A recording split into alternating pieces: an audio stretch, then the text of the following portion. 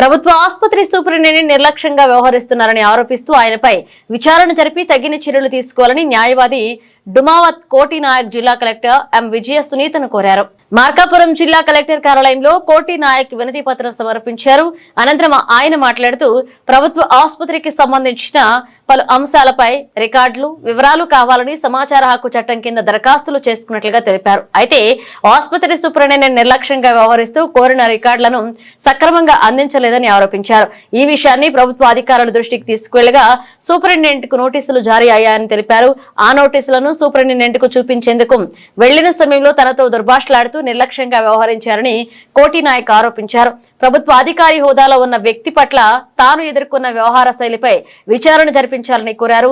సమాచార హక్కు చట్టం కింద కోరిన సమాచారాన్ని అందించడంలో జరిగిన జాప్యం, నిర్లక్ష్యం, తనతో సూపరింటెండెంట్ వ్యవహరించిన తీరుపై సమగ్ర విచారణ చేపట్టి వాస్తవాలు నిర్ధారించి తగిన చర్యలు తీసుకోవాలని జిల్లా కలెక్టర్ కు అందజేసిన వినతి పత్రంలో కోరినట్లుగా కోటి నాయక్ తెలిపారు.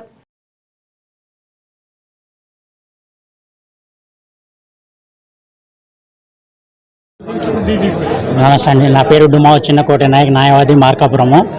నేను గవర్నమెంట్ హాస్పిటల్ జిల్లా హాస్పిటల్ నందు ఆర్టీఐ అప్లికేషన్ వేశాను కొన్ని రికార్డులు కావాలని.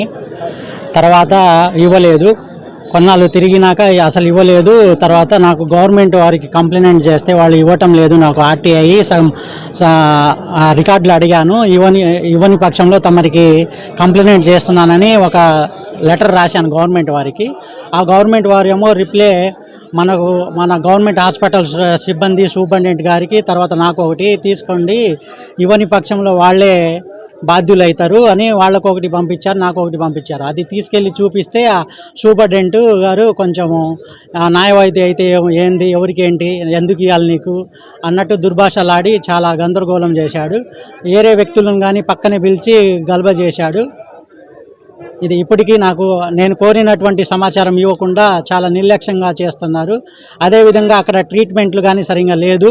ఒక న్యాయవాది పట్ల కానీ అట్లా ప్రవర్తించారు. ఇంకా సాదాసీదా వాళ్లకు ట్రీట్మెంట్ ఏ విధంగా ఇస్తారనేది కొంచెం గమనించాల్సింది విషయము. అదేవిధంగా ఇక్కడ హాస్పిటల్ ఎత్తేస్తున్నాము, నీకు ఏ రికార్డు ఇవ్వము, మాకు ఏందో మెడికల్ మినిస్టర్ గారు యాదవ్ గారు మాకు బతిమిలాడుతుంటే ఉంటున్నాము, హాస్పిటల్ ఎత్తేస్తున్నాము, మేమందరం ట్రాన్స్ఫర్లు అవుతున్నామని నిర్లక్ష్యంగా మాట్లాడినారు. అందువలన అతని మీద ఎంక్వైరీ చేసి గట్టి చర్య తీసుకోవాల్సిందిగా కోరుచున్నాను.